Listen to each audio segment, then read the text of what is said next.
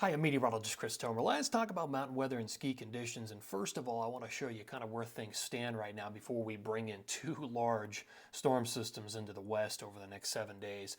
So here is a listing of some select resorts. Obviously, they all have different climates, but it's interesting to kind of take a look and see what we've got at this point. Whistler Blackcomb's at 261 inches, if you can't see it right there, 261, and they picked up 5 feet in the month of January alone. That atmospheric river pattern that had set up like a week or 2 weeks ago had really helped the Pacific Northwest. You've got Jackson Hole. Look at Wolf Creek doing. It's actually one of the very best spots in all of Colorado on what has been a dry winter so far.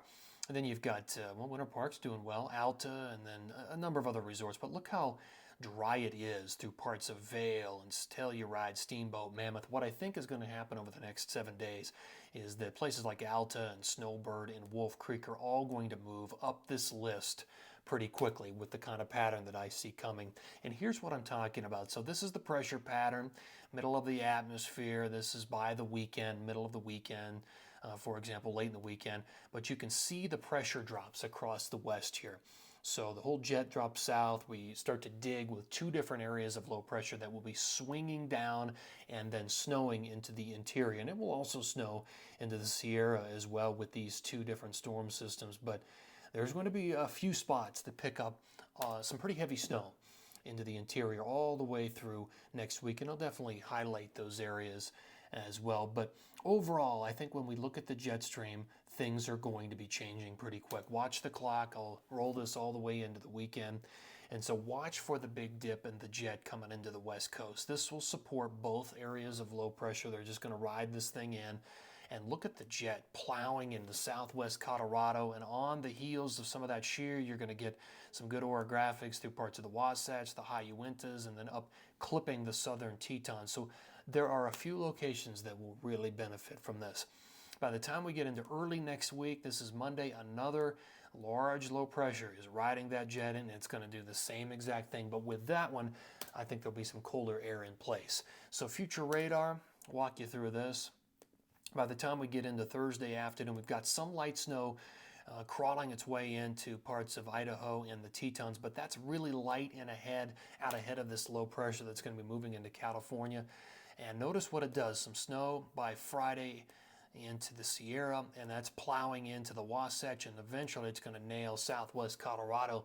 And here we go. By Saturday, Friday into Saturday, you've got snow, good snow into the Tetons, the Wasatch, and also into parts of the western, southwest parts of Colorado. It's still there, but winding down in Colorado. At this point, that storm will be moving away, and we'll have to refocus on the next storm, which will take a very similar track. And by Monday, here it comes. It's snowing in the Sierra, and it's going to be pushing the next shield of snow and orographics into the Four Corners and in the Intermountain West in general. Accumulation, we'll do this in stages. By the time we get to Thursday afternoon, just light stuff. Here comes the storm into the Sierra, begins to roll in to the Intermountain West, and the numbers really go up between Friday and Saturday in the Wasatch. I mean, we're pushing a foot or more. You've got some additional snow there through parts of the Tetons, some nice snow through Bryan Head, and all the numbers in Colorado will start to go up, but in particular, Crested Butte down into southwest Colorado. Those numbers will all be going up very quickly through the weekend. And look at these numbers by Sunday afternoon, some of these totals. I mean, we're pushing 2 feet in some of these areas in southwest Colorado. Look at Crested Butte.